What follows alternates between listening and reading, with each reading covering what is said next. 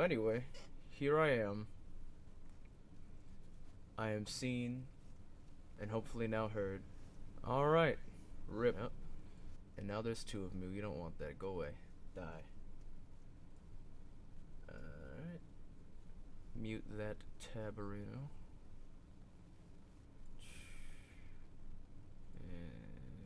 We don't need that anymore. Alright, so, as I was saying before I realized that there was no sound at all, is we're gonna enjoy some awful Frank Tufano, and then if I have the mental faculties afterwards and don't have a stroke, we're gonna watch some Bobby's Perspective, because it's time for everybody to suffer today. There will be no joy and no happiness, only pain. So I am going to just check something real quick. Give me 2 seconds.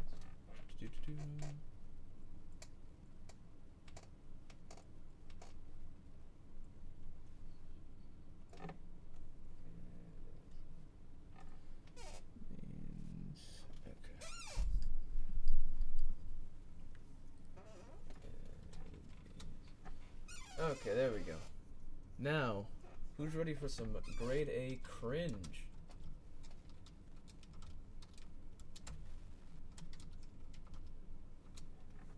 There he is. The myth, the man, the legend. Frank, grade A cringe to fun.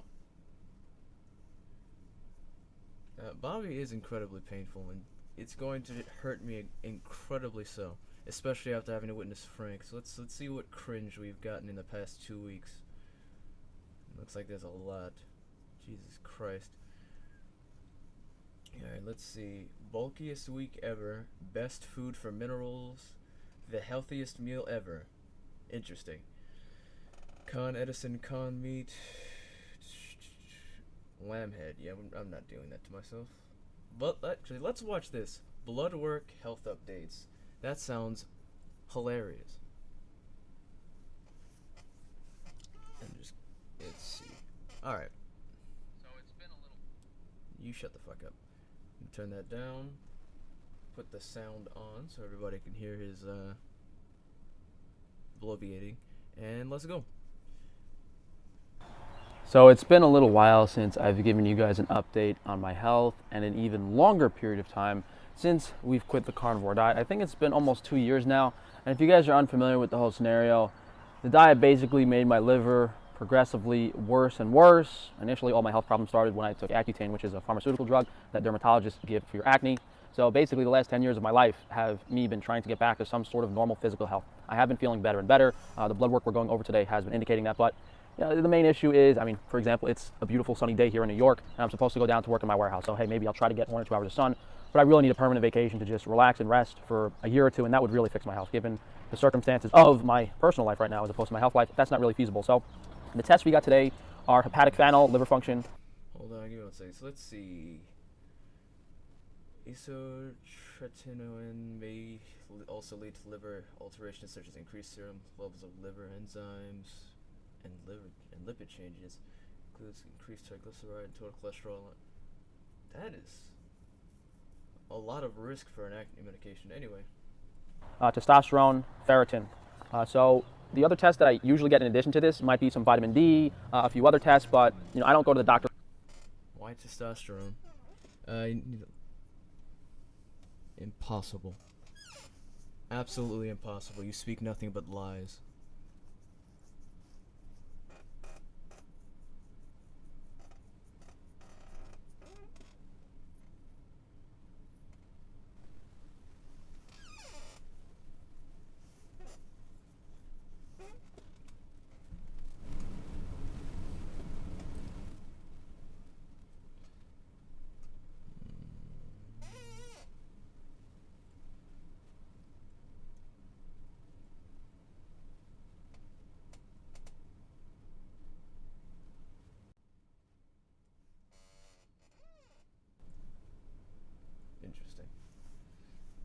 Guys, and these can be kind of expensive, so I didn't want to spend a few $100s extra just to double check my vitamin D levels. And the main thing you're doing there is you want to see what the active and inactive vitamin D is to kind of gauge if you're magnesium deficient.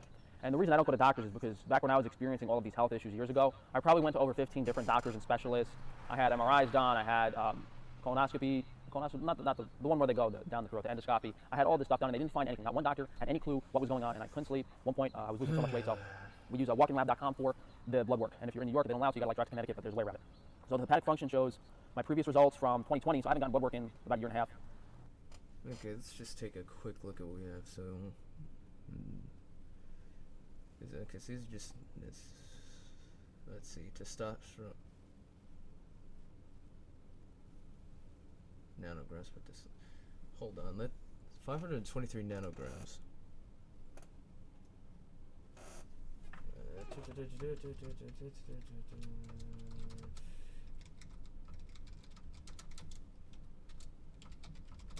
Let's see.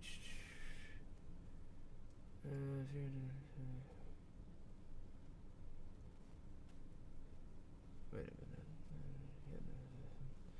Okay. So anyway, The protein's about the same. I find this testosterone thing very interesting for two reasons. One, I don't know what it is with these types and their weird obsession with testosterone, but it's interesting to me that he's constantly obsessed with it. And I know prior he had particularly low testosterone levels. Then he started taking steroids and it rocketed to a ridiculous level. And now we're at just about average testosterone levels. Very interesting. Albumin's about the same. But I'm not sure why it really matters all that much to these types. I don't think. I don't understand the weird obsession with like I have to have 347 billion nanograms of testosterone or I'm not a man. I don't get it. Perhaps I'm just not insecure enough, and everything else here is just whatever.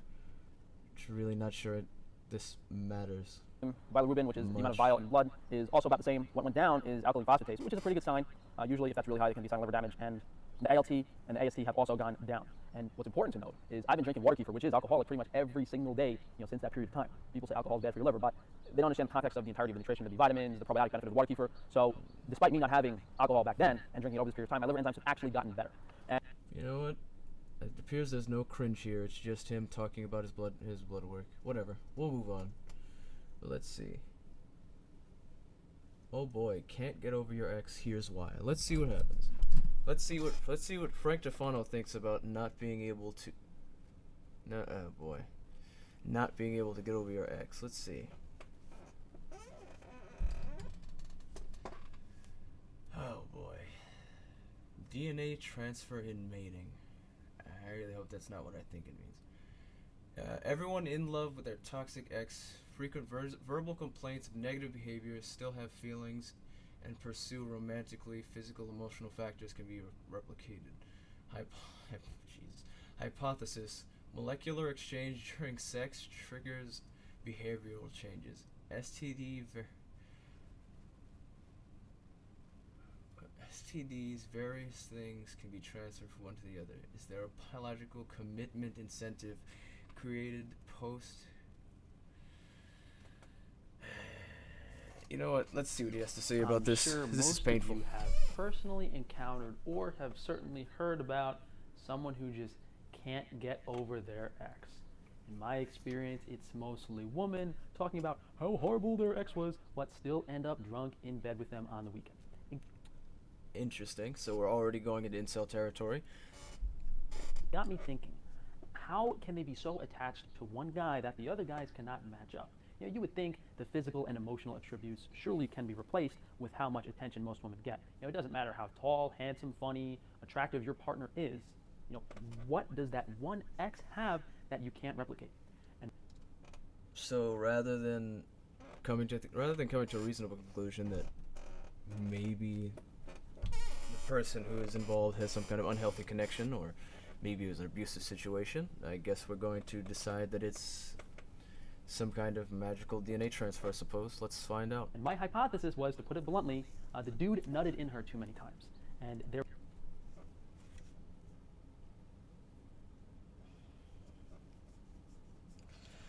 Okay, well, I don't know how many of you have had experience with a relationship with another human before, but there's you actually, when you have a romantic relationship with another person, you actually develop an emotional attachment, and there is also an extra attachment from sexual intercourse, sure, but that's more your brain creating a connection. It's not seminal fluid leaking into you and causing you to attach because reasons. And if I remember correctly, this weird, if he's clearly going down I've heard this before. It's the DNA from the semen somehow gets into a woman's brain, and that somehow magically makes her attached to somebody, and that is actually incel rhetoric. I know people dunk on Frank Defano for being a fucking loser who ain't got no bitches, but this man really just showed up and just laid it out on the table. There was a DNA transfer during sex impacting the person, particularly female, emotions. If you think about all of the diseases that can be transmitted during intercourse, obviously DNA is being transferred too. It would make sense biologically that if someone mates with someone else, there's some sort of natural incentive created.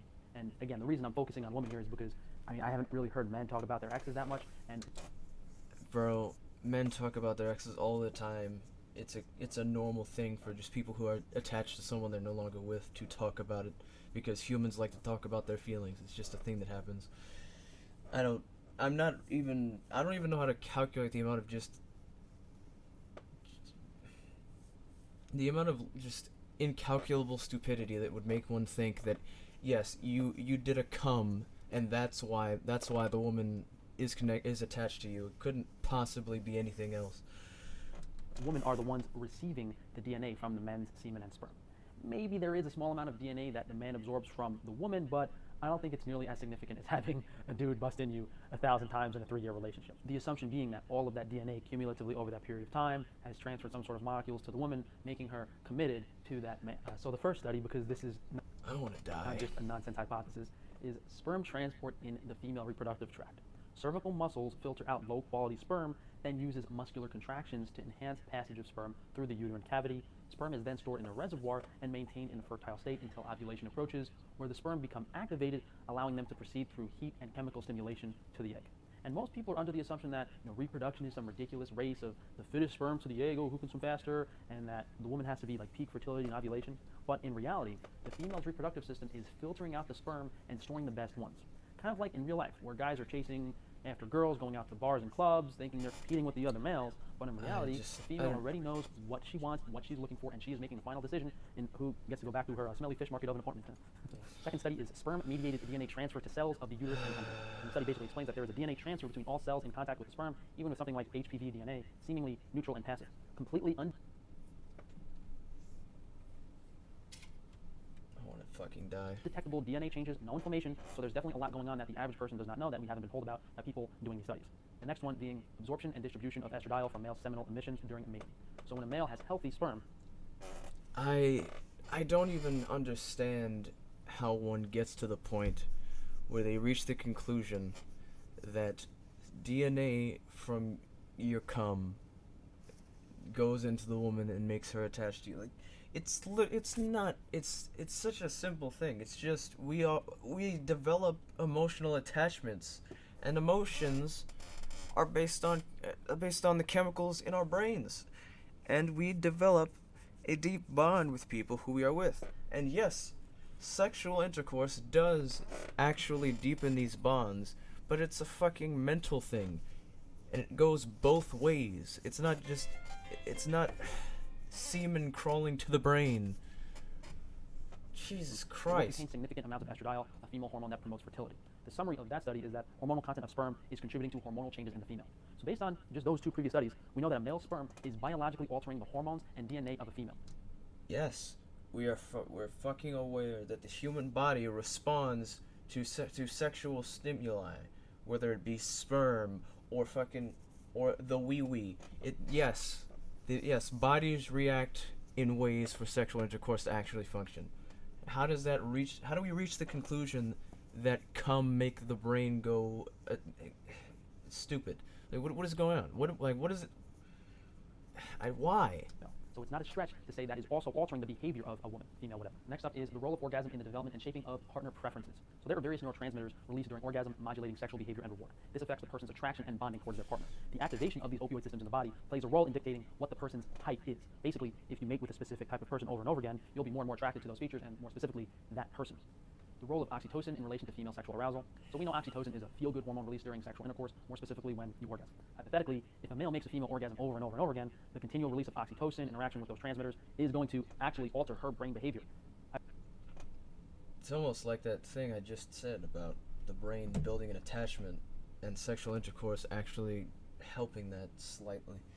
I'm still missing the part where DNA from cum turns women into slaves to the big Giga Chad who has complete control over her, and then all the other men just can't get a break, and it's all because she took too much cum.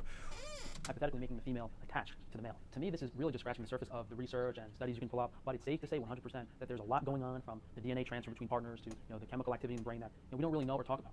And as you can imagine, if you have more and more partners and a ton of DNA transfer, how does that affect the person? Does it become more and more difficult to commit themselves to one new partner? People lie about their body count, how many people they've slept with. Then again, right there, more incel talking points, because that's another talking point they'll constantly use is, yes, a woman has multiple sexual partners, and that means they won't be able to attach to people for some reason. They'll magically just lose the ability. Some going so far as to say they won't even be able to love their children if they have too many penises in them. I don't understand why. Dirty or promiscuous, reflecting their mental state. Like, yeah, if you can't keep it in your pants, how are you going to be in a healthy relationship? But it seems there's a lot more to that biologically. It's not just a number. So, not only is the person unable to control. I need to know if there's people who are actually looking at this bullshit and taking it. This doesn't get talked about enough. This may not be just physical. Various religions, spiritual practices have different ways of saying the soul becomes one during the act. They really should make people think twice about one night. Jesus Christ. I thought we were getting into esoteric territory, and I'm all for it. This is what abstinence. Jesus Christ. Why? Okay, I'm not surprised he's built a fan base of incels, but this is painful. We have people actually telling him he's correct in this bullshit. Let's see, it has nothing to do with nutting. It has to do with how many unique pairings you share with your partner, for example. Great sex, friendship, same outlook, intellectual humor. The more unique pairings equals more difficult disentanglement of that person from your life. Whatever. As a female, funny enough, I was very attached to a partner. Oh, hey, Crimson. We're looking at this fucking loser, Frank Tefano, who typically talks about how, typically is, showing himself to be a fucking, waste of human life by, whining about vegans, but apparently he's decided to explain why he's an incel and tell us how. DNA from sperm, when you come in a woman, it makes her attached to you, apparently. And people in the comments are just eating this shit up, I guess. I hate being alive. Every second I have to share a space with humans like this, I just want to be fucking bludgeoned to death. Oh my fucking god. Let's continue. Control themselves, then there's more biological incentives that have been transferred to them through DNA or hormones or whatever, that is making it even harder. And again, I'm not really sure how much this pertains to males and if there is a substantial DNA transfer to the male in sex, but I'm assuming it's not really comparable, as I couldn't find too many studies on it. So hopefully this gives you guys some incentive. I guess ladies, maybe don't let random dudes nut in you, and men, I guess if you really like a girl, try to convince her to let you nut in her. So for last.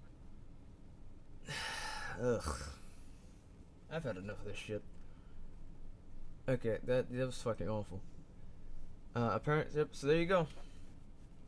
According to Dipshit, just do a coom and the women's will love you. Kill me. Jesus Christ. How does he possibly get more cringe over time? Okay. Alright, you know what? Let's see. What have we got here? Your gut issue is being created by vitamin C. Meat granola is back. Young ladies make fools of themselves on TikTok. I'd rather not. Jesus. Just looking at this man brings me pain. You know what? Let's listen to his perspective on the Russia-Ukraine situation. Let's see how that goes. I mean, Oh God. My whole life, I never really cared about the news, what was on TV, because I knew it didn't affect me personally. But now, this BS has seeped into everyone's lives. As we spoke about in the last video I did on the Russia-Ukraine nonsense, there is no point, and I'm probably not allowed, to debate whether the photos and videos sent to us in the media are legitimate. There is a post on Twitter talking about it if you want to dive further. Based on past events, it's pretty clear the lunatics in charge will do anything to get their way, and they control all of that media you're seeing. When it's a tragedy or lives are at stake, people suffer, you're immediately painted as evil for even thinking to question the narrative. It becomes taboo to talk about it. Based on what he just said, I'm assuming he's now going to decide that I'm assuming, combined with the fact that Frank is also a weird right-wing nutbag, that he's probably going to explain to us why Vladimir Putin is actually in the right, I guess. Let's find out. That's just a guess. But I'm sure he's going to have some weird, backwards bullshit to explain why actually Putin is right, and it's just the mainstream media that's telling us all the lie that he's being a fucking dictator, like a dictator, and just trying to take over another country. We said this as well, but it's crazy how quickly they switched from you know what straight to this. All of these events on the world stage to gain more and more control over the masses as they're manipulated into believing the government's version of the truth. Okay, I guess we're going full conspiracy theorist now. Apparently the government just flipped over from COVID, according to him, and suddenly Russia's the big thing, and I guess we'll just ignore the fact that COVID is still a thing and we're constantly hearing about it.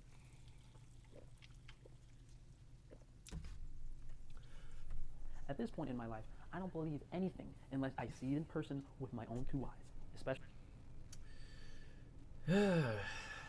And that's how you end up a neurotic fucking psycho living with your parents and selling fucking like cheap meat to fucking weirdos on the internet and whining that they don't fucking buy enough so they can give you more money out of pity. You sit there, and rather than using your brain or any kind of critical thinking, you sit there and tell yourself, yes, the world is all just functioning off of massive conspiracies for control, because it makes sense that the governments that literally already run shit need to do things to get more power, even though they have all of the power, because they are the governments. That makes so much sense. Especially considering the millions and millions of people working to keep the sheeple hypnotized. And that's very significant, because the media loves pointing the blame at Putin. Oh, Klaus Schwab is evil, Bill Gates is evil. No, no, no. There's far too many millions of people behind the scenes working with them. And the main reason I wanted to talk about this again is because how badly the Russian people are being treated. The people. Yes, everyone knows that the Russian people are suffering from the decisions of their leadership. Doesn't really change the fact that Vladimir Putin is being a shitbag and trying to take over another country so he can do an imperialism, but whatever. People themselves, businesses, products, anything to do with Russia has tanked. So it's so ridiculous, it's funny. Russian cats being banned from competitions, Anastasia being taken off Disney, and yeah, I'm kind of salty I don't have a bunch of Russian and Ukrainian girls on my lap right now. Ding ding ding. We have an incel. But that doesn't mean that I wouldn't want the same thing to happen to me. And people don't grasp that. Oh, Russia, Ukraine, Russia, Ukraine. Yeah, what if it happened to you? What if it happened to you? They don't want you to know that divide and conquer is their biggest tactic. I wonder if he's actually going to, construct a coherent thought, or if he's just going to batter back and forth between non-point to non-point, and then after saying enough words, his gang of dipshits will just absorb it, despite the fact that nothing actually connected to anything. We moved on from apparently the they wanting to get more power, even though they would be the government that is the fucking government and has sovereignty. They somehow want more power and are going to get it from apparently faking in a global pandemic that apparently the entire world, all the world's governments are in on, and then the whole world's governments apparently are faking a tragedy in Russia to also get more power, when they could simply get more power by, I don't know, just being in bed with rich people and blatantly doing it right in front of our eyes. The Russian people are the same as me and you. We might look different, might speak different languages. No one wants this war. and none of them are supporting it. When they shift the blame to these global leaders, that's simply a distraction from who's calling the shots. You can bet your life that the Russian billionaires didn't actually lose any money, even though they're pretending they did. These assholes at the top get inside tips where to put their assets, when to cash out, and then everyone else suffers. This is kind of similar to what happened in Venezuela. Their currency became essentially worthless. I mean, it seems like the perfect tactic. If you want all the money and power to yourself and you're a crazy lunatic that doesn't care about other people, that is. Or, again, because they're already the fucking government of the governments of countries, they simply have power as the government, and they don't need to do any of that. And they just continue to blatantly just make laws that give them more money right in front of our eyes. But I guess there's just a conspiracy for them to secretly get power behind the power they're blatantly already getting.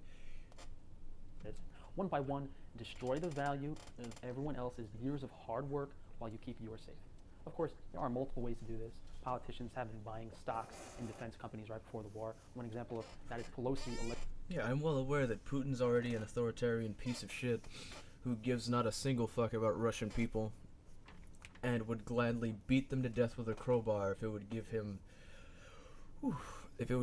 even a little bit more land so that he can live through his fucking Soviet fantasy that he wants. But apparently that's not happening. Putin's not really a bad guy because other governments are also bad, and it's their fault, even though, yes, other governments are dog shit. That doesn't absolve him of being a fucking piece of shit who wants to invade and steal other countries' land. Allegedly buying Lockheed Martin. And most of you aren't Russian. Might have just been annoyed by all of this, glued to the TV the past few weeks. The biggest impact on everyone seems like it's going to be energy related, especially oil, gas, and your electric bills. I mean, we could say that Winston Churchill quote over and over again, never let a good crisis go to waste. It's manufactured. They created the problem, then their solution was to ban Russian oil imports as if they didn't all plan on it together. I mean, the perfect example of this is that... Yes, I'm sure that the Russians definitely planned on getting sanctions so that they would get less money because the rest of the world doesn't want their oil. That makes perfect sense. I'm sure Russia really was sitting there like, hey, rest of the world, let's get together. The rest of you, give more money to the Middle East and not us. That's what we want. I'm sure that's exactly the kind of situation Russia would have. And Ukraine, and apparently Ukraine is in on it too, I guess. You know, they're just in on the scheme so that they can get nothing. Jet fuel can't melt steel beams, and that created all of the airports. I want to die. I don't think he's a Christian. Actually, no, I think he is now thinking about it, because I think he talks about how there's satanic cabals and all kinds of other bullshit on this channel. Which never... He's also insecure about his masculinity and has to constantly call everyone else either gay or trans to try and make himself feel better. Despite the fact that he both, prior to taking steroids, had low testosterone, which doesn't actually matter, but was a massive blow to his ego, and he also admitted on the internet to being a gay escort and only ever having sex with... Oof, that was probably a rough sound. Yeah, he's admitted to only having sex with men, which again, there's nothing wrong with that, but he spends all his time calling other people gay to try and compensate, and then has to try and emasculate other people by calling them trans, or calling them femboys, and all kinds of stuff like that, because he's insecure about himself and his own perceived masculinity. He's kind of just sad in every facet of his being. Never went away. Whether it was real or not doesn't matter. The government uses these events to enact policies that are not revoked. Crude oil 1 year ago was $65 a barrel, which has steadily increased in price over the past year, just peaking yesterday at $110 per barrel. Even if you have an idea of what they're going to manipulate, you don't know when it's going to happen. By the time most people hear about oil prices, the market opportunities have already been taken advantage of by the degenerates in the club. And there's so many of these events that they gaslight you that are going to... I don't know how big he thinks his brain is, but everybody and their mama knew that oil prices were going to go up when they sanctioned Russia. We all knew that. No, see, Nick Fuentes at least has his groiper fuckboys and his little cat boys that he can go to, but Frank Tefano just has a bunch of people who has a combination of people who make fun of him on his own channel, and weirdos who are dumber than him, but they still don't give him the money he wants, so he cries about it. But much like Nick Fuentes, he also has wealthy parents that were able to get him where he is. So he could even start his little business selling dead animals, but he can't even do that right because he has to beg for more sales, like a bitch. Happen for like a few days, a week or two, whether it's climate stuff like earthquakes or fires or this or that. So many of them don't amount to anything that you can't place your bets in the market.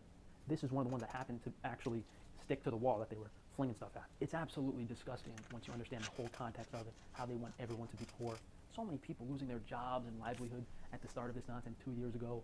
Rent and home prices skyrocketing, food prices going up, and now electric bills, prices at the gas pump. The elites are blaming this on inflation. This is not inflation. This is extreme manipulation of wealth and commodities. Inflation is literally just manipulation of fucking wealth, but whatever. So it's really just him looking at things that are obvious, like the rich elites just sitting there and not really giving a fuck about how it affects the rest of us when they try to make more money, and instead it's turning this into some secret cabal that's hiding in the shadows. Meanwhile, it's just rich people doing what they always do and telling us to go fuck ourselves and taking as much money as they can.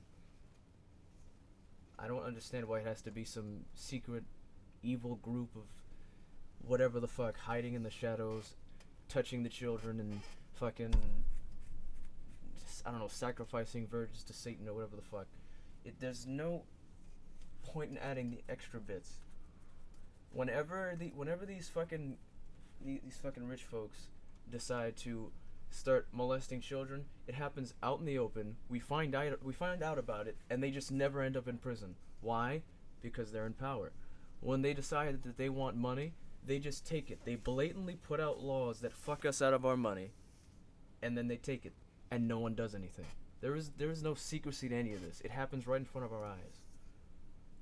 By the psychos that have done this for thousands and thousands of years. If the cost of everything doubles and you're working the same job, it's pretty clear they want everyone to be even more of a slave to the system their entire life. And these are things you can't exactly go without. Yeah, if people organize together, there might be change. If everyone stopped paying their electric bill for a few months, if protesters blocked oil truck transportation to the big companies, then they might actually stop fucking with us.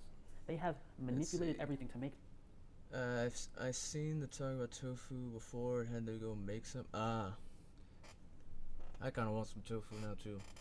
I'd rather be doing that than watching this dipshit bloviate about his conspiracy theory, where he wants to talk about the secret things the elites are doing. Meanwhile, there is no secret, there is no hidden cabal. It's just the government doesn't give a fuck about us. They just want money. It's I just suffer little by little without any pushback whatsoever. See how quickly that shit would get shut down if you tried spreading those ideas. People are becoming more lazy and complacent. They don't want to... The only gift he's giving me is the fucking brain hemorrhage. Every second I have to sit here and fucking witness this moron, I just wish that a plane would crash into my home and fucking kill me. Be told that everything they've known their whole lives is incorrect. And honestly, it's boring if you know the truth. You're like, oh well, how come no one else can figure this out? And then people paint you as crazy when you have nothing to gain. That's really, really significant. What do I have to gain by doing this? Absolutely nothing. I'm losing my money. I'd rather be in... I mean, Russian girls are too expensive, but the point is I'd rather be in some other country catching venereal diseases. But let's save that for a few months from now. So, thank you. You guys for joining me today. Please drop a like on the video, leave a comment down below, subscribe so that YouTube can unsubscribe you next week. I want to die. You know what? That's enough of this shit. We're gonna suffer Bobby's perspective now because that hurt me. He's just too cringe to live. And you know what? We're gonna react to your boy Bobby's perspective. And oh boy.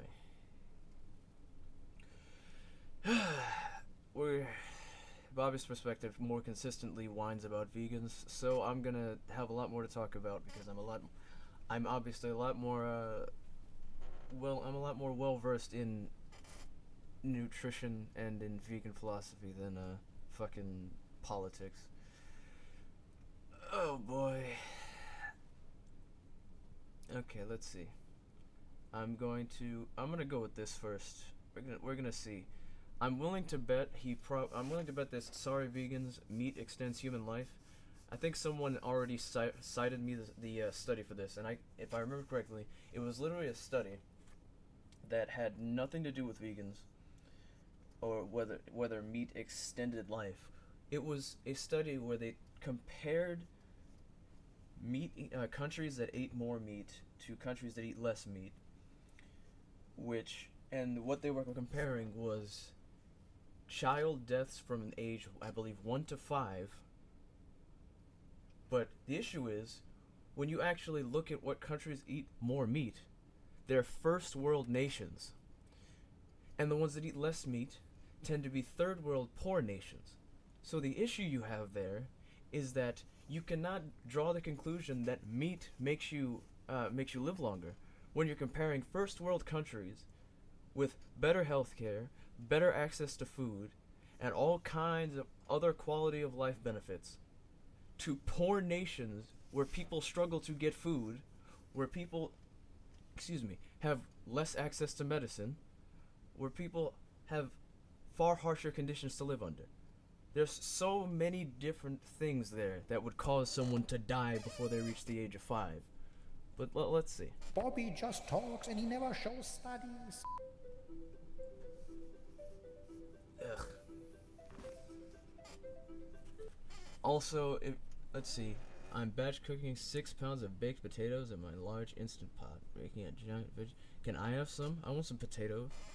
It'll make me feel better about having to look at Bobby's stupid fucking bald head. Also, Crimson, if you're still here, I don't know if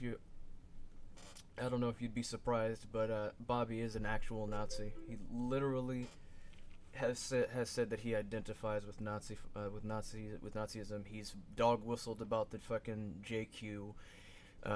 He's constantly just talking all kinds of far right talking points. He's just actually a Nazi, and it's kind of sad. Alright guys, welcome back to the channel. If you're new, my name is Bobby. Guys, today I have an episode of Show me the studies for you with a study that has been published in the internet. Let's see. Yeah. Yep,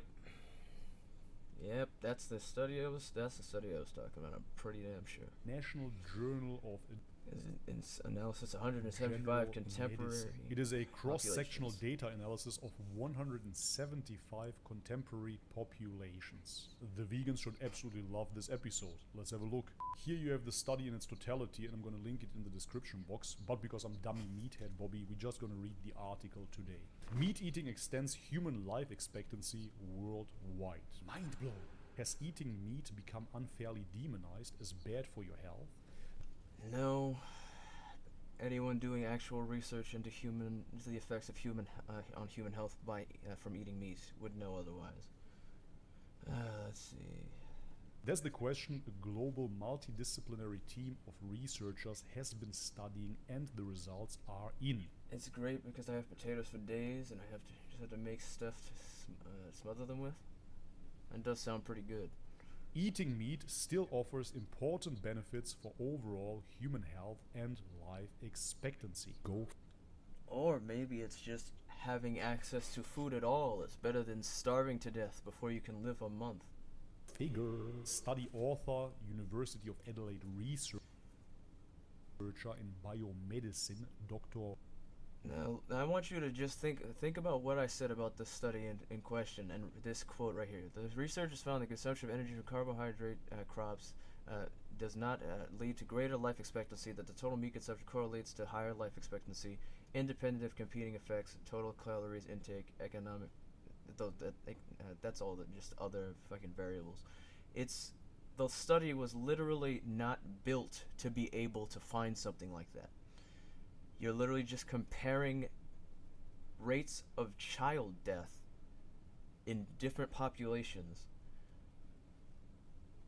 from different countries and ignoring important factors. I believe the factors they actually mention are whether you live in an urban area, obesity, and your economic standing. But there's so many other factors that take place when you're just comparing random populations from 175 different countries. Wen Peng Yu says humans have evolved and thrived over millions of years because of their significant consumption of meat. Death. Jesus. Oh yeah, let's just look at this real quick, because I just want to... Methods. Population-specific data were obtained from 175 countries/territories. Scatter plots, bival rate, partial correlation, and linear regression models were used to explore and compare the correlations between newborn life expectancy at 5 years of life, and intake of meat, carbohydrate crops, respectively. The established risk factors to life expectancy, caloric intake, urbanization, obesity, and education levels were included as potential cofactors. Now, how would you possibly reach any kind of conclusion about meat expanding life from a study that just compares life expectancy of newborns up to 5 years of life, and the only things you look at are the intake of meat and carbohydrates? And then these are the factors you account for: how much they're eating, whether or not they live in an urban area, obesity, and education levels. There's so many other important factors there. You are comparing 175 countries to each other.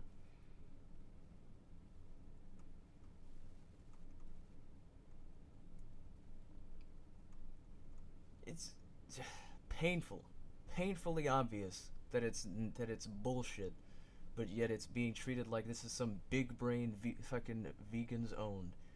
We wanted to look more closely at research that has thrown a negative spotlight on meat consumption in the human diet. They wanted to look more closely at the research, except that the research that actually looks at this shit, they actually take people and either change their diet and see what happens, or compare the health effects of people eating different things. They don't look at random populations and compare how many children die by the age of 5, and don't account for the fact that these are completely different countries with different economic situations, with different resources, and then go, well, we didn't find anything that proved this completely different fucking point. And I'm sure if we go to the comments, we're gonna see a bunch of chuckle fucks who don't know how to read a fucking study. Let's see, Jesus fucking Christ. 10 years younger after eating meat instead of that fake vegan crap. Yeah, I'm sure you do. Strange thing that needs to be pointed out nowadays, brain dead. Let's see, high school lunches in the 90s were served fatty foods. It was really hard to overeat these foods. We never left hungry, always had tons of energy. Yep, anecdotes. The oldest people I've ever met have been old people in care homes, 98 to 99. None of them are vegan. They eat lamb, chicken, pork, beef, you name it. Yes, more anecdotes. Big brain. Yeah. Yes. No. This study was definitely financed by the meat industry. I don't give a shit if it was who it was financed by. The study doesn't prove what they're saying at all. The study itself explains that that's not what it says. And if you go to the fucking conclusion that they come to, they just say, if meat intake is not incorporated into nutrition science for predicting human life expectancy, results could prove inaccurate. So, worldwide Beverite correlation analysis revealed that meat intake is positively correlated with life expectancies. The relationship maintains significant when influences of caloric intake, urbanization, obesity, education, and carbohydrate crops are statistically controlled. Stepwise linear regression selected meat intake, not carbohydrate crops, as one of the significant predictors of life expectancy. In contrast, carbohydrate crops showed weak and negative correlation with life expectancy. And their method, they don't even... Jesus Christ. Let's see, you can be sure that whenever there's a study that makes meat or dairy look good, you get a lot of bandwidth. Of course, but the study itself is not even built to find out what they are talking about. It's literally just, you're taking completely different countries and comparing them to each other. Ignore all other context. Jesus Christ. Give me 1 second. Because, let's see.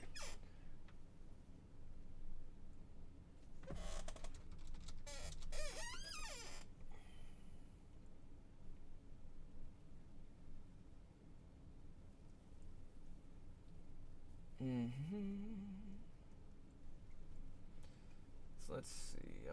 Let's just get let's see. I'm trying to see just how many first world countries there are. Let's see how many. Let's see. So keep in mind, just in case you need to think about this. There's only 195 countries that exist. A minority of those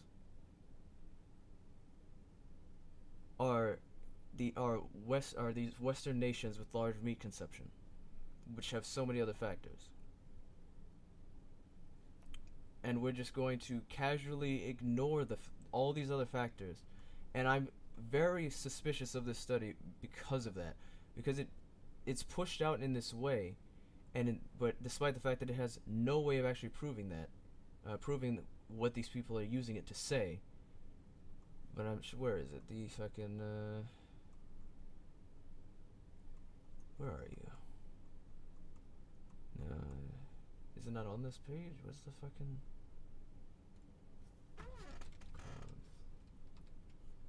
let's see. Where is should be the thing saying that they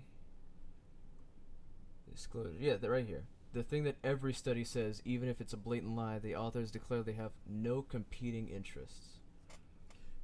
I'm very suspicious of that, given the kind of study that they did. Like, the title alone is basically a clickbait where they say, "Hey, look, total meat intake is associated with life expectancy," and then the study itself shows us that countries that have better access to resources have less children die. But apparently that's the study that wrecks us all.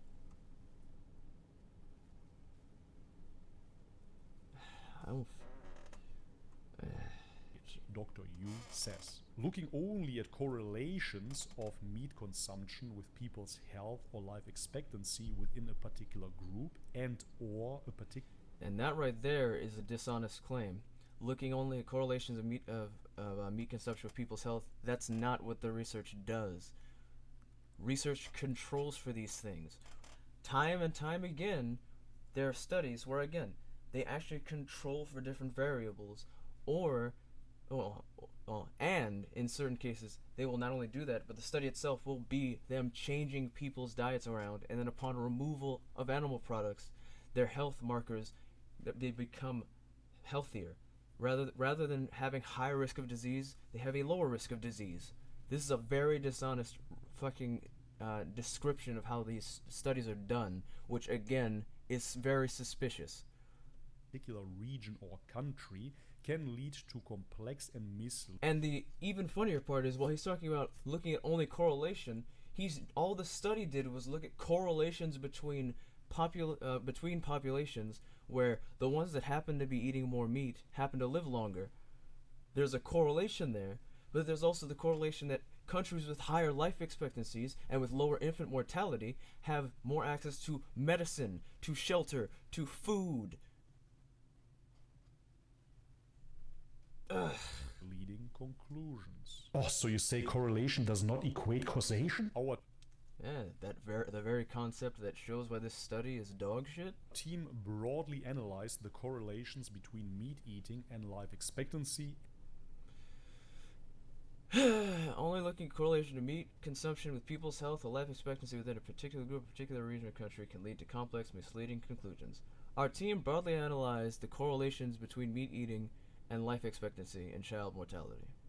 Our team broadly analyzed the correlations between meat eating, life expectancy, and child mortality. Brain dead. Child mortality at global and regional levels, minimizing the study bias. That doesn't minimize study bias. When a study is constructed in a way where it literally cannot falsify its own wanted result, then it is biased in construction. For example, if you have a study where you want to prove that there's no connection between dietary cholesterol and blood levels of cholesterol, then all you have to do is take people who are already eating cholesterol and add more, because we already know mechanistically that someone who already is eating cholesterol, there's a hyperbolic increase where if you take someone who's not eating any cholesterol and add cholesterol to their diet, their levels shoot up ridiculously. But as you add more, that curve flattens out and it doesn't affect it as much. It just remains consistent past a certain point. So if you build a study where you just have people who already eat cholesterol and give them more cholesterol, the study is designed to be biased. And I've seen plenty of studies with a bias construction that literally cannot prove a certain conclusion because it's constructed that way. And then it will say that the authors declare they have no competing interests. Or better yet, when you actually look into the people who worked on the study and they actually fucking are directly paid by these industries, I'm always suspicious of that. Always. And it's always better to actually research into the people if you actually want to find out if they have any competing interests. But I don't even think it matters in this case because the study itself doesn't actually prove what they think it does. Yes.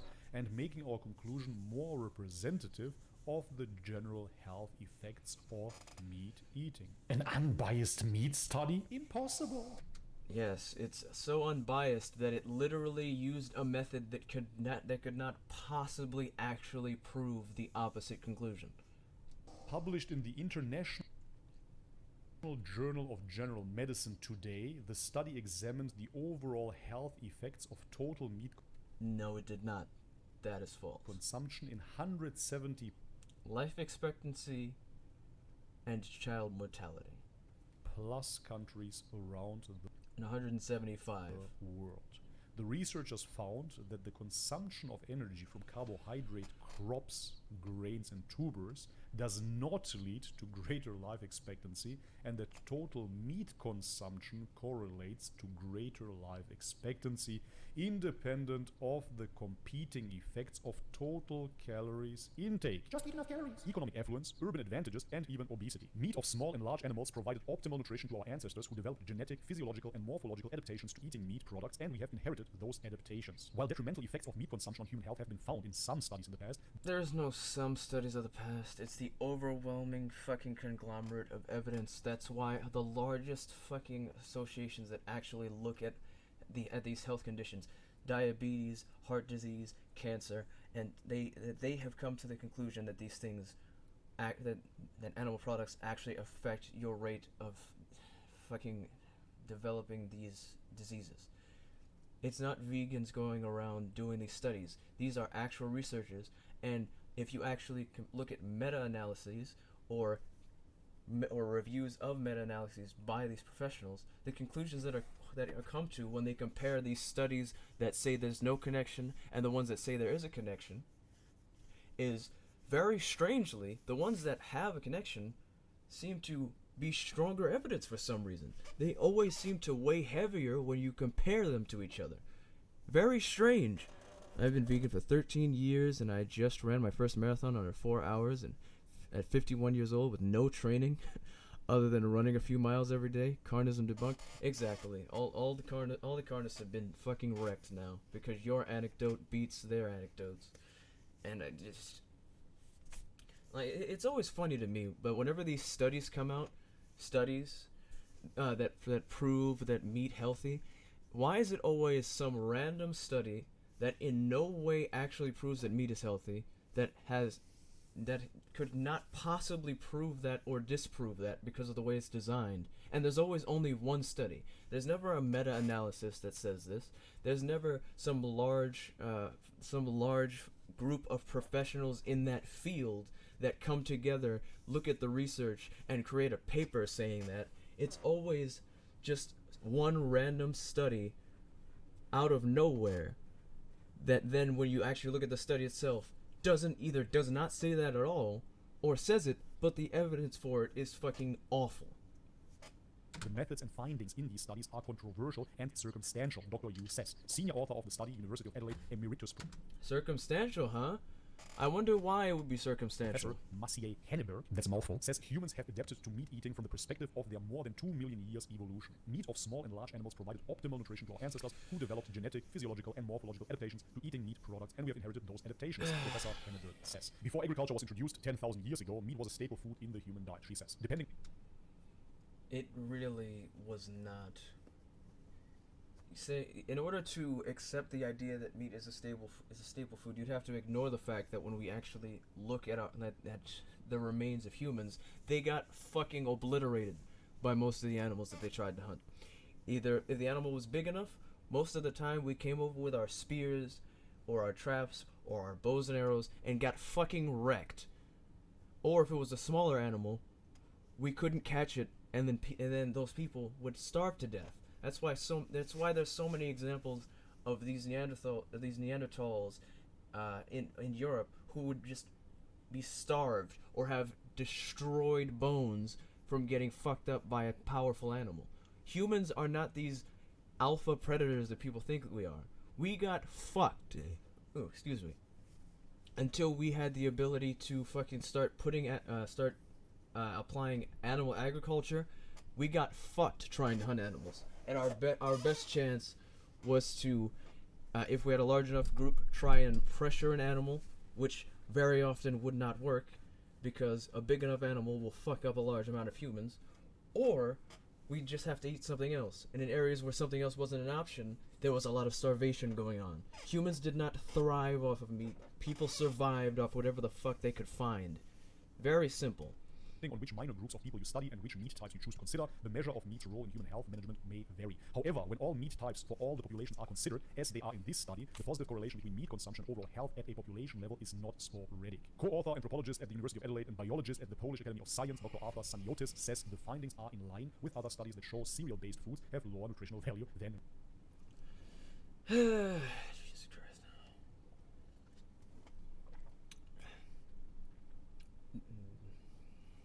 Oh, wow, I really need science to tell me that. While this is no surprise to many of us, yeah, it still needs to be pointed out, Dr. Saniotis says. It highlights that meat has its own components, contributing to our overall health beyond just the number of calories. Then provide what actual nutrients are in meat that you magically need that you can't get anywhere else, dipshit. Please provide an actual study that actually compares people who are consuming meat to people who are not, where the meat-eating people actually have better results. And then provide a meta-analysis that compares that to other studies with the opposite effect and actually says that the former has better evidence. Please do that. Since you're so fucking confident, please provide me that research, you fucking mongoloid.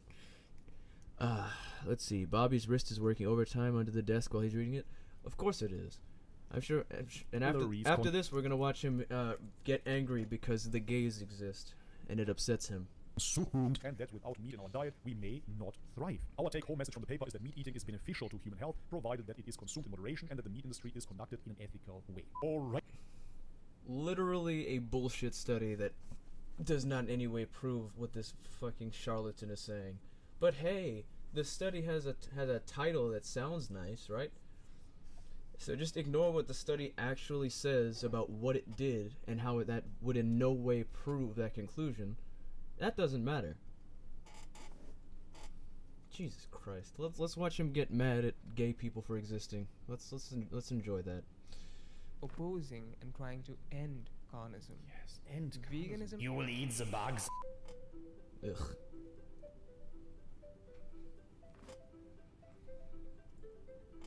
Alright guys, welcome back to the channel. If you're Why does he new, keep doing that with his guys, eyebrows? you wanted me to react to Soy Theist. Those vegans, so original. Soy Theist is apparently a vegan. I'm sure most of you know who Soy Theist is. He's just an atheist vegan who makes videos about animal rights and sometimes talks about why religion is cringe and gets annoyed with other people on the left when they try and use their rhetoric that would be used against conservatives on vegans, and it doesn't work. Activist as well, and today we're going to check out this video titled Vegan Explains Why Veganism is Not Moral. The little rainbow flag in the background tells me everything I need to know. Let's have a look. Red flag. Homie don't like the LGBT for some reason. The title of this video probably doesn't mean what you think it means. So don't rush to that dislike button. But it's also technically true. So I did not clickbait you. So again, don't rush to the dislike button. Vegans have I'm a not rushing tendency anywhere, of saying that veganism is the good thing to do, that it's the moral thing to do. But it's not.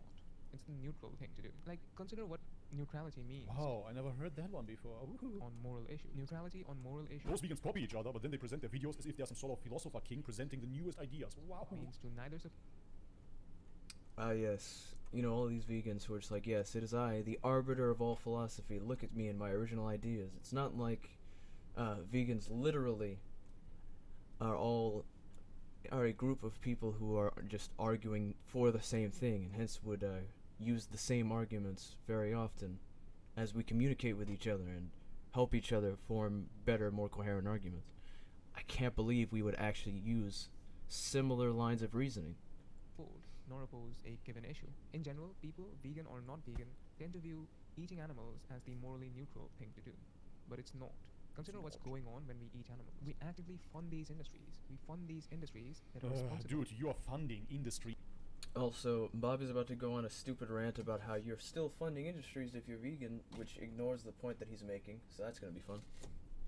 Is buy vegan food. This is when you fund industries. But yes, I will agree. If you buy conventional meat, you're funding an industry. You're always funding an industry when you're walking into the supermarket. On the other hand, if you go to a family's farm, believe it or not, some of us do this. Then you're funding a family. Mass Yeah, if you give a family farm your money, you're still funding the same industry, dipshit. animal suffering. Like we're Also, not the point he was making. His point was that you're funding an industry that thrives off of animal suffering. So that whole point is fucking moot. clearly chosen a side there. We've chosen the side which causes animal suffering. How can that be neutral? Now consider what we're doing when we just go vegan. And you just chose the side of human suffering. You're malnourishing yourself. How much do you weigh? Yes, you know the humans who are suffering from not killing animals. Wait, 50 kilos? And on top of that, you chose the side of sexual immorality. You're just saying The side of sexual immorality. There's nothing immoral about being LGBT, and if you think so, you're fucking cringe. Suffering? industries, What's suffering? look, you're not going to get my money anymore to do these terrible things to these innocent animals. That's all. We've just chosen neutrality when we just go vegan. Yes, absolutely neutral. I'm not going to give my money to the animal industry. Instead, I'm going to give it to Beyond Meat. People have the habit Sure. of saying that, Bill Gates, take my money. about this Yes, you know, that's it. That's the argument. The argument is that you're giving it to industries, and he didn't at all say that it was that you were funding an industry that causes suffering and thrives off of it. That wasn't his argument at all. issue of veganism that you bring up. But while doing so, while I'm thinking, I will continue to eat animals. And if it turns out that But I'm not thinking. I made up my mind. I was a vegan for Yes, I'm not thinking. The one true thing Bobby has ever said is that he's not fucking thinking, because he is brain dead. 4 years straight. I'm not thinking one bit about Yes, when he was vegan and when he decided to start fasting for days at a time while working a construction job, turned into a skeleton man, regained the weight while still being vegan, and then proceeded to go carnivore after eating mushrooms that told him he should eat eggs, and then says, and then decides to lie and say that it was actually eating meat that helped him gain the weight back, when he still had on the internet the proof of him saying that he gained weight vegan, and then when called out on it, admitted that he lied because that lie forwards his agenda. going vegan. I'm going to continue to eat meat. Thank you very much. I must go vegan, then I will go vegan.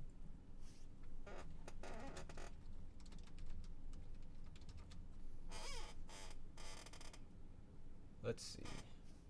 I wonder if... Also, after watching this, I'm gonna go lay down and die. Let's see... Ooh! I On may have top of found that, it. So the other day, I may have found what I was looking for. Yep, here it is. so The evidence. it's like he was Him just lying. venting his friend had an eating disorder. There we go. I need this surgery and have vagina implant. Has to go and watch it. But Bobby has lied about his health issues while he was on a vegan diet. So here's his Instagram post with him saying that it's look at him, he's big and buff with meat, and when he's vegan he was And he skinny claimed and veganism frail ruined his and health, but dying, in blah, blah, reality, blah. He had an eating disorder, and I think this is to go for.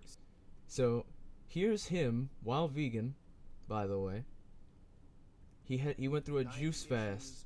When he first started his channel, He went through a juice fast, and he ended up losing all that weight because he was juice fasting. I turned the volume down because I really don't want Richard talking right now. I'm trying to make my point. So then, yeah, and they on top of that, he was also raw, and apparently keto. So he was fasting, eating only raw food, and apparently was putting himself into ketosis because I guess dying sounds like fun. And then, let's see. Can we find the clip? with cholesterol, saturated fat, and red meat. These foods have been proven to Can I find the part where he blatantly admits to lying, though? That's what I want to get to.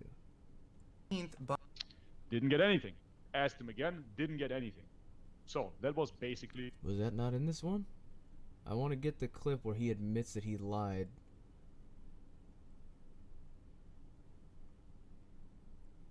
Come on. It's got to be in here some way.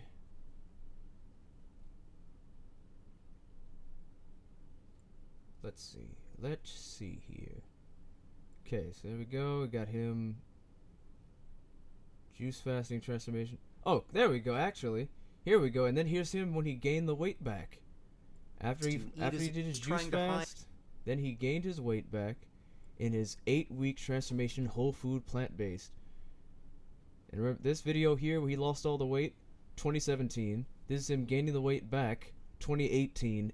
8-week transformation whole food plant-based. So he was still vegan. And let's compare. This was him vegan, frail, dying. And this was also him vegan, where he gained weight back and got big again. Now let's see if we can find the... Oh, there it is. You on a vegan diet, those... that he actually had to address these lies in a video. Bobby, those pictures, those videos, they are not you on a vegan diet. Those are pictures from your juice fast. Those are pictures when you water fasted. Those are pictures when you were a fruitarian. This is misinformation. You're misleading people. You're misrepresenting veganism. Guys, I always kept it 100% honest on this channel. Clearly not. So, those pictures, are they really, really shocking? Holy shit, wait a minute. Does he have fucking swastikas tattooed on his fucking knuckles? Holy shit. Bruh. This man got swastikas on his hand. Are they disturbing? Did I pick and choose the most disturbing pictures in displaying and in proving my point? Yeah, of course I did. Think about it logically. If you try to prove a point, you will of course choose the strongest evidence. That being said, is it still me I lied to my viewers, Lamau. on those pictures? Yes. Is it still me on a vegan diet on those pictures? Yes. Is it me juice fasting on those pictures though? No. Those statements come from vegan ideologues. You claim that I was juice fasting. You claimed that I was juice fasting, he says. So here he goes lying again. The best juice fast transformation I'll ever see before and after. This is him skinny, just like in these clips here. And again, him gaining the weight back. 8-week transformation whole food plant-based diet. Just wanted to casually point that out again. But the thing is, the default position cannot be violence. Why are you thinking about whether or not you... Why not? The default position on this planet is violence. And I'm not talking about species internal violence. Of that you Species internal violence is common. will see quite little. I'm talking about certain organisms eating other organisms. Everything feeds on each other. Even your plants eat other organisms. That's life. have a justification Sad. for unimaginable animal suffering, the default thing to do while you're doing that is not to be eating animals still. But listen, my old Based. friend, this is where you get it wrong. I can look at you and analyze your hormonal profile without a blood test. Looking at your narrow shoulders and your almost non-existent chin, I can already say that you're low testosterone and very high estrogen. It is highly likely as well that But oh wait, no, let's let him finish the you're sentence. not vegetarian or that your mother was a vegetarian whilst pregnant with you. You are underdeveloped. I'm not saying this to insult you. You can clearly see that you are malnourished. This is I'm not saying this to insult you. I'm just calling you a feminine little tiny man. By the way, Sortheus did actually respond to this and say that he grew up eating meat. So, apparently eating meat turned him into a feminine, small man, because he's only been vegan for a few years, and I'm pretty sure he's quite a bit older than me. So I don't think he was vegan in the middle of puberty either. This is him. This is what he got from that meat. He's small. Didn't really do much for him. probably why you don't understand that eating meat is a necessity for proper development. One thing to do there is to say, you know, I just want to casually mention that I, on the other hand, I stopped eating meat in my teens. So, and look at me, I'm bigger than this guy. I'm fucking big man. I'm bigger than the average height in India, significantly so. Look at me, big man. Also, I don't know what's feminine about him. He's just don't have he's got a full beard, and he's just a small guy, which happens. Some people are small, and in India, I don't think the average height is all that tall. So he's just a small guy. It happens. ample justification right now. So until I can The justification is species-specific diet. Every animal on this planet has a species-specific diet, so does the human. There is a Species-specific diet is not a real thing. That's something that humans made up. Animals eat whatever they can to survive, and when the environment changes, they switch to whatever they think will help them survive, or they die. diet that aids human flourishing, human thriving. And spoiler, it's not veganism. come up with a justification for contributing to this unnecessary industry, Well, I'm going to withhold my funding from it's that not industry. unnecessary. Basically- This is the lie that vegans tell you over and I've had enough of this bullshit. I want to fucking beat his face in. Alright, I'm done. To everybody who's still here, thanks for showing up and watching me fucking aggravate myself for however long this has been going on, but I'm gonna leave now, so I'm gonna show this end card for like a minute, and then I'm gonna end the stream, so that way this whole stupid rant didn't go to waste. Oh yeah.